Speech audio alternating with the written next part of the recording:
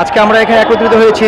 আপনারা জানেন যে রিসেন্টলি অনেকগুলো ঘটনা ঘটেছে, যেগুলো এটা যদি অন্য কোনো দল করতো তাহলে আমরা সরকার থেকে দেখতাম যে উদ্যোগ নেওয়া হতো এবং এই কারণে জঙ্গি ডাক দেওয়া হতো, নিষিদ্ধ করা হতো।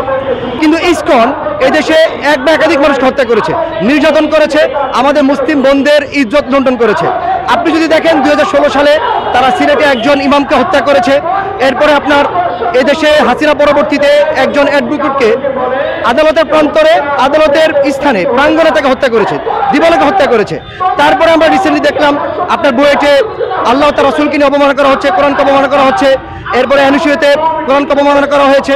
বিভিন্ন ইউনিভার্সিটিতে আল্লাহ তার রসুলকে নিয়ে অবমাননা করা হচ্ছে। এরপরে গাজীপুরে আশামণিকে জোরপূর্বক 3 দিন আটকে রেখে ধর্ষণ করেছে। রিসেন্টলি একজন ইমামকে আপনার তুলে নিয়ে উলঙ্গ করে তাকে পিটানো হয়েছে। এই কাজগুলো যদি, এই কর্মকাণ্ডগুলো যদি অন্য কোনো দল করতো তাহলে আমাদের উপদেষ্টাদের পরিস্থিতি কেমন হতো, তাদের মনোভাব কেমন হতো। আপনি যদি দেখেন যে লালন নামে কিছু, লালনের আপনার ওরস হচ্ছে, এই ওরসকে কেন্দ্র করে উপদেষ্টা তার পেজ থেকে লাইভ করছে, তার পেজ থেকে এসে পোস্ট শেয়ার করছে। এরপরে আপনার কারো চুল কেটে দিচ্ছে, এই জন্য সে প্রতিক্রিয়া জানাচ্ছে। কিন্তু এই দেশের 90% মুসলিমের দেশে একজন ইমামকে নির্যাতন করা হচ্ছে, মুসলিমদের বোনের ইজ্জতকে লুণ্ঠন করা হচ্ছে।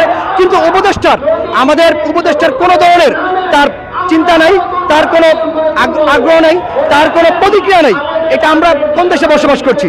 আপনি দেখেন যে জুলাইতে আমাদের অবদান ছিল, আমাদের জুলাইতে অবদান ছিল, 13তে অবদান ছিল, অথচ এদেশের মানুষ বারবার রক্ত দিচ্ছে।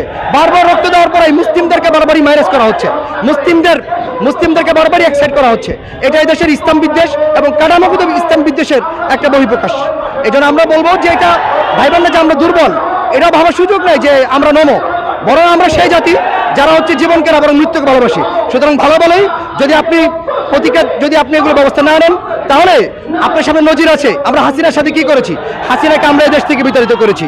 সুতরাং হাসিনা, আপনি তো হাসিনা হয়ে যান নাই বা আপনার হাসিনা হয়ে যান নাই, আপনাদেরকে কিভাবে বিতাড়িত করতে হবে সেটা আমাদের খুব ভালো জানা আছে।